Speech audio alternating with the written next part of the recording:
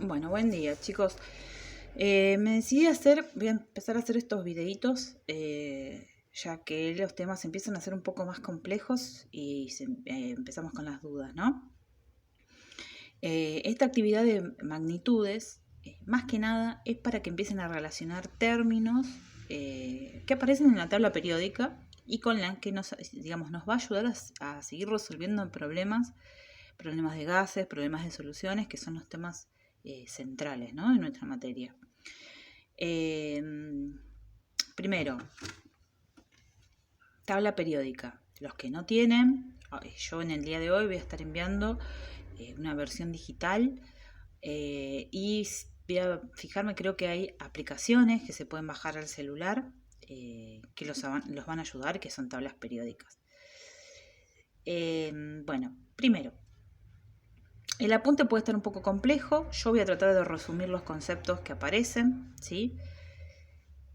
Masa atómica relativa, el número másico, que ustedes lo van a tener como definición en la tabla, y es el numerito que me aparece en la parte superior de cada elemento, ¿sí? Ese número másico está formado por la cantidad de protones y la cantidad de neutrones. Ustedes lo ven acá, ¿sí? Es el numerito que está en la parte superior, ahí, ¿sí? Y si ustedes pueden observar, dice solamente el número, no indica gramos. Por más que nosotros digamos número másico, en la tabla no aparece el signo gramos. Y esto es para, digamos, hacer una alerta y el por qué, preguntarnos el por qué, ¿sí? Esta masa atómica nosotros la llamamos relativa. Si ustedes después buscan en su tabla periódica, en la parte inferior va a explicar por qué hablamos de relatividad, que en realidad es por que de los elementos que encontramos en la naturaleza no podemos tomar el ejemplo de uno solo. Necesitamos unificar un criterio entre muchos isótopos, que son las versiones del mismo átomo, ¿sí?, con diferente núcleo, por así decirlo, rápidamente. Entonces hago un promedio, ¿sí?, de todos esos isótopos, y eso me da la masa atómica relativa. Es como que unifico. En el apunte luego aparece el término de UMA, y creo que eso es lo hizo para que empiece a hablar de UMA, se complicaron todos. Pero no es tan difícil. La UMA es como para que ustedes entiendan el por qué no aparece este símbolo de gramos, ¿no?, en la masa atómica. La UMA es la unidad, prácticamente es lo que vale la masa de las sustancias subatómicas, ¿no? O sea, los protones, los neutrones. Eso es muy chiquito para que ustedes se den cuenta. Por eso una UMA es 1,66 por 10 a la menos 24. Es algo chiquitito. Este número sería 0,0000000, hasta que aparecería, después de 23 lugares, aparecería el 1. Es prácticamente multiplicar por 0, pero no es 0 absoluto, es un número muy chiquito. Esto me da la magnitud de lo que es la masa de los átomos, ¿sí? Por lo tanto, para no trabajar con estos números chiquitos, se creó la UMA, ¿sí?, que ese número chiquito equivale a una UMA. Un ejemplo, si yo sacara las masas atómicas en referencia a las masas atómicas relativas del ácido sulfúrico, el ejemplo que les puse acá, me daría 98. Si ustedes lo sacan por tabla, ustedes dicen, bueno, 98. 2 de hidrógeno, 32 de azufre, 16 del oxígeno, pero está 4 veces, me da 98. Son 98 UMAs. Si yo quisiera saber los gramos, ¿sí?, de esa molécula, me daría también, o sea, lo tengo que multiplicar por este número, ¿sí?, por este número chiquitito, y me daría otro número también chico, ¿sí?, para que se den cuenta de la masa que ocuparía una molécula de ácido sulfúrico. ¿Qué pasa acá y qué es lo que nos importa? Esto es más que nada para que ustedes tengan las definiciones, sepan los conceptos, que un químico no puede no saber qué es la UMA. Y aparece el concepto de masa molar, ¿sí? Que coincide con esta UMA, ¿sí? Y la expresamos en gramos mol. Y esto es a lo que nosotros nos familiarizamos. Cuando decimos un mol de átomos de hidrógeno, vamos a la tabla y el hidrógeno lo encontramos a la cabeza. Espero que se note bien, espero que la cámara haga foco, ¿sí? Y vemos acá que un átomo de hidrógeno es 1, ¿sí? Entonces, un mol, o sea, la masa molar de un mol de átomos de hidrógeno, ¿sí? Sería 1. O sea, equivaldría, si yo lo expreso en UMA, ¿sí? Sería una UMA. Como la UMA coincide, es 1 gramo mol, ¿sí? Por lo general, cuando hablamos de moles, siempre vamos a estar expresándonos en gramos mol, salvo que el problema especifique que lo expresemos en UMA, y es solamente poner la U, para coincidir con el mol, ¿sí? Y nos trae otro concepto esto también, que es la cantidad, el número que tenemos, ¿sí? De partículas. Cuando hablamos de cantidad, estamos hablando de moles y también estamos hablando de número de partículas. Cuando se pide número, puede ser átomos, iones, moles, todo lo que ustedes quieran, que son partículas chiquitas. Y acá nos vamos de algo muy liviano, ¿sí? de la UMA, de algo que es nada en masa, a un número muy grande. ¿Y por qué tiene relación? Porque si nosotros nos ponemos a pensar en todo lo que nos rodea, las partículas subatómicas son muy chiquitas, muy livianas, y a la vez, si son tan chiquitas, todo lo que nos rodea abunda. Son muchísimas. Si yo las tuviera que contar, son muchísimas. Entonces aparece el concepto del número de Avogadro, ¿sí?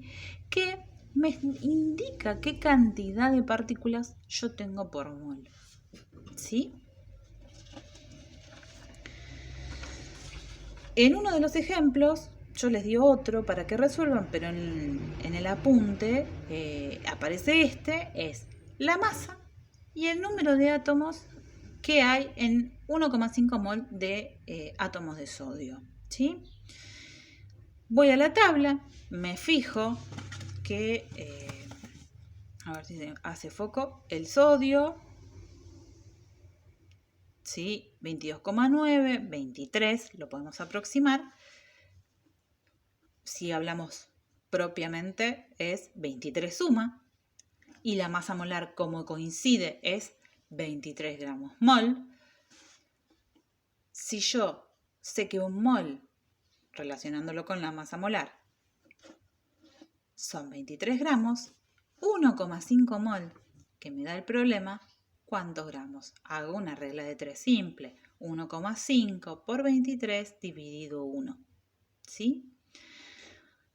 Ya saqué la masa y ahora me pide el número de átomos. ¿Cuál era el número que me relaciona número de átomos? ¿Sí? El número de Avogadro. Por lo tanto, yo sé que un mol va a tener 6,02 por 10 a la 23, 1,5, ¿cuántos? Vuelvo a aplicar una regla de 3. 1,5 por 6,02 dividido 1. ¿Sí? Luego, otro concepto que aparece. CNPT, condiciones normales de presión y temperatura. ¿Sí? Que esto más que nada siempre se aplica en gases. ¿Sí? Presión 1 atmósfera, ¿sí? Temperatura 0 grados Celsius o su conversión a Kelvin, que es 273,15 Kelvin. Yo creo que ya saben el pasaje de temperaturas, y si no, si les cuesta, vamos a también hacer ejercicios de pasaje de temperatura o de equivalencia de presiones, pero creo que esos procesos los deben estar en OPQ lo deben estar trabajando. Igualmente ustedes me dicen, ¿sí? Esto más que nada porque muchos me preguntaban, pero si yo tengo un gas y el volumen, y es un mol, y el volumen y está en condiciones normales de presión y temperatura, bueno, yo sé que hay reglas, o sea, si están en condiciones normales de presión y temperatura, vamos a ver qué pasa con el volumen.